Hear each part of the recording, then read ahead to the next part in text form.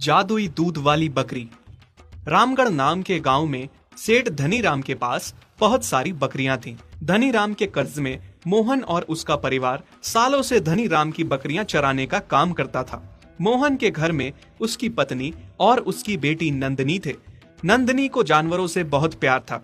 वो पूरा पूरा दिन उन बकरियों के साथ खेलती कूदती और उनके साथ बातें करती।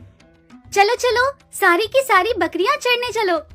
सारी बकरियां अपने निवास से निकल के चरने को बाहर आ जाती हैं। वहीं एक बकरी बैठी रह जाती है। नंदनी उसके पास जाती है। हैं? प्यारी, तुम्हें क्या हुआ है? तुम बाहर क्यों नहीं आ रही हो?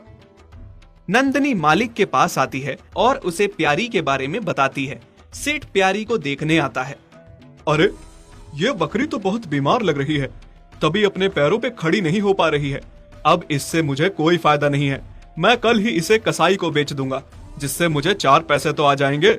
अगर ऐसे ही यहाँ पर मर गई तो मेरा तो नुकसान ही हो जाएगा। सेठ की ये बातें सुनकर नंदनी को बहुत दुख होता है। वो प्यारी को गले लगा लेती है। प्यारी, तुम क्यों रो रही हो? चिंता ना करो, मैं तुमसे वादा करती हूँ, तुम्हें कुछ नहीं होने दूंगी। क्या हुआ बेटा? जब से बकरियां चरा के आई हो, दुखी लग रही हो, खाना भी नहीं खा रही हो। बताओ मुझे, क्या हुआ है? माँ, मालिक ठीक नहीं कर रहे हैं प्यारी के साथ। मैं उससे बहुत प्यार करती हूँ माँ, उसे कुछ नहीं होने दूंगी। बेटी, वो मालिक है, उनके आगे हमारी क्या चल सकती है? उनकी बकरी है, उसके साथ जो मर्जी वो करे। हाँ बेटा, हम तो कुछ नहीं बोल सकते, हम तो उनके नौकर हैं। नहीं नहीं नहीं, मुझे बस प्यारी चाहिए। नंदनी खाना छोड़ के चली जाती है और फिर जब रात को सो जाती है तो उसे सपना आता है कि मालिक ने प्यारी को बेच दिया है और कसाई उसे काट रहा है।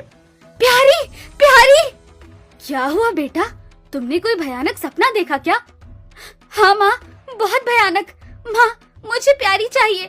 मालिक सुबह होते ही उसे कसाई को बेच देंगे। मैं ऐसा नहीं होने दूंगी माँ, और मैंने उसके साथ वादा किया है, उसे कुछ नहीं होने दूंगी। मालिक, मेहरबानी करके आप इस बकरी को कसाई को ना बेचें। ये बकरी आप हमें दे दें। हाँ मालिक, और रही पैसों की बात, तो मैं 1 साल लगा के थोड़े थोड़े करके आपके पैसे दे दूंगा। हाँ ठीक है, वैसे भी इस बीमार बकरी का मैं करूंगा ही क्या। बस इतना ध्यान रहे मोहन, समय समय पर पैसे दे देना। ठीक है मालिक, आप चिंता ना करें। मोहन और उसकी पत्नी जैसे ही प्यारी को घर लाते हैं, नंदिनी के चेहरे पर खुशी की लहर दौड़ पड़ती है और प्यारी को आके गले से लगा लेती है। ओह प्यारी, आ गई तुम। अब मैं तुम्हारा खूब ध्यान रखूंगी, तुम जल्दी ठीक हो जाओगी।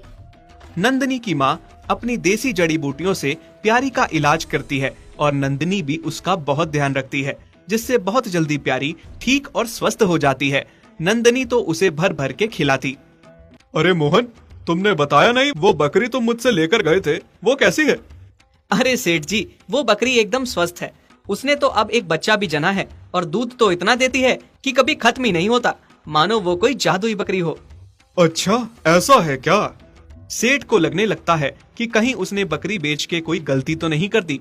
उसे बकरी का लालच आ जाता है और वो मोहन के आगे शर्त रख देता है कि वो सुबह तक उसे सारे पैसे लौटा दे, नहीं तो वो बकरी वापस ले जाएगा।